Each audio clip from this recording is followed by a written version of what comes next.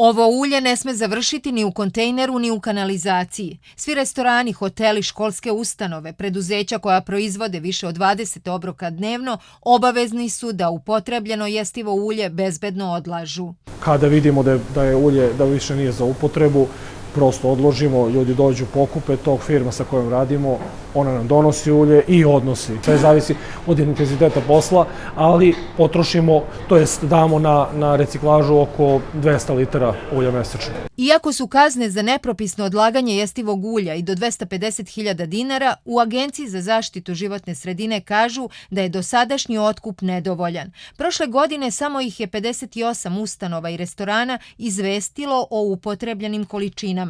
Kompanije koje otkupljuju istrošeno jestivo ulje mesečno u Srbiji sakupe jedva 2-3 cisterne. To ide dalje u Evropsku uniju, znači mi Evropsku uniji prodajemo, hajde kažemo, otpad.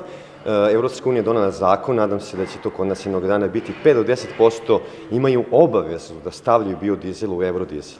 Tako da trenutno nemamo mogućnost da radimo taj biodizel ovde zato što su velike akcize. I domaćinstva mogu zvati otkupljivače. Češće se međutim odluče da ulje bace. Ono što je još gore, što se često dešava, to je da se koristi u ponovnoj upotrebi kao hrana za domaće životinje, odnosno za stoku, kada poprima efekat kancerogenih materija i svakako tome bi trebalo stati na put. Država preduzima značajne korake, ne samo što podignemo svest, već i da napredimo sistem prikupljanja i obrade ulja. U Evropi se već odavno biogoriva mešaju sa fosilnim gorivima i tako prodaju na pumpama, a u većini zemalja autobusi gradskog prevoza koriste 100% biogas i biodizel jer su ekološki čisti. Prema direktivi Evropske unije do 2020. i naša zemlja moraće u eurodizelu da ima 10% biogoriva.